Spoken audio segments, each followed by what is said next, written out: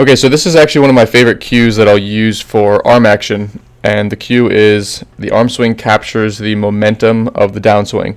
And essentially what this is talking about is capturing that loop of energy that is created from the potential energy starting with the handbrake. So as the hand breaks down, it's creating this pendulum action where there's potential energy. Right? If you know what a pendulum is, as you release it from one end, it has a certain amount of energy that's going to swing it down and up to the opposite side. So there's a certain potential amount of energy just involved in letting the hands break and letting that arm swing up. And this is important when it comes to creating a efficient flow of energy through that arm path without excess muscular tension, without having the arm take over in the throw too early. So let's watch two examples here. First is Daniel Espino. I just think he does a really good job of this, where he lets that arm swing pendulum down, and he lets that path kind of take care of itself. The other cue we'll use for this is let the arm float into position. It's kind of a similar feeling, but basically what we're looking for is a loop of energy through this arm path without any hitches, without the arm muscling up or the upper trap taking over or the elbow hiking way up. We're looking for the smoothness of this flow of energy through the arm path.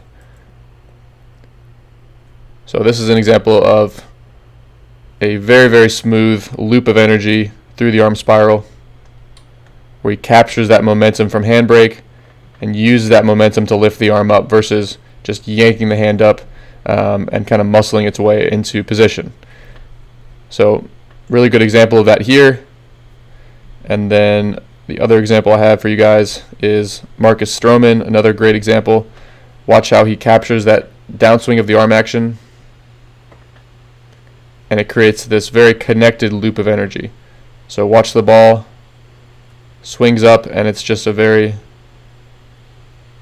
fluid loop of energy at that point. There's no hitches, there's no pauses, there's no breaks. He doesn't jerk and stab the ball down. He doesn't hook the wrist. He's not yanking the ball up. He's not forcing his elbows back behind the body. He's letting that pendulum action of the downswing drive that ball back behind the body, drive the scap into a scap-loaded position, drive the arm up, and get it into a good position at landing. So the arm stays loose and free and easy up until the rest of the kinetic chain has had a chance to sequence, up until the hips have opened up, the shoulders have stayed back, and as the shoulders begin to rotate and the arm begins to lay back, now late is when the lats, the pecs, and all the internal rotators of the arm actually become active. So this is when you hear coaches talk about, throw the ball late.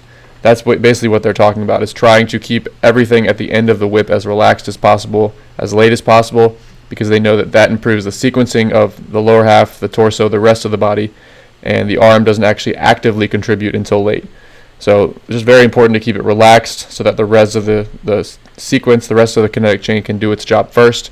And so capturing the momentum of the downswing and having that smooth loop of energy is a commonality amongst almost every hard thrower that you're going to see.